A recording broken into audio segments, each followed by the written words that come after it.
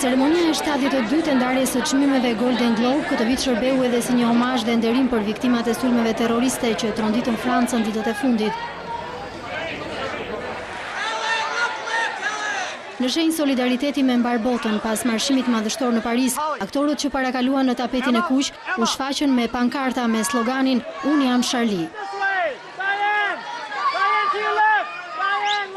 Emra të njohur të kinemas botërore ishin kujdesur të vendosnin në veshje stilolapsa, simbolin e lirisë së fjalës, për të përkujtuar viktimat e masakrës në revistën satirike, por edhe shenja të tjera dalluese.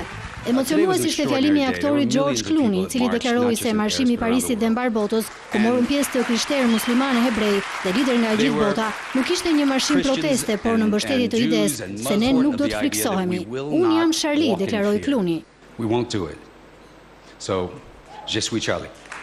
Edhe bashkëshortja e tij Amal Clooney, një avokate e njohur e të drejtave të njerëzit, kishte vendosur një buton në çantën e saj ku shkruhej "Unë jam Charlie". Dama Helen Mirren, Kathy Bates dhe Diane Kruger shprehën gjithashtu mbështetjen për viktimat e akteve terroriste. Mbi shkrimet në mbrojtje të lirisë së shprehjes mbizotruan tek pjesëmarrësit. Ceremonia e Golden Globes vijoi me ndarjen e çmimeve ku filmi më i mirë u vlerësua drama Boyhood e regjisorit Richard Linklater. Britaniku Eddie Redmayne triumfoi si aktori më i mirë në filmin Teoria e gjithçkaje, ndërsa çmimi për aktoren më të mirë shkoi për Ruth Wilson.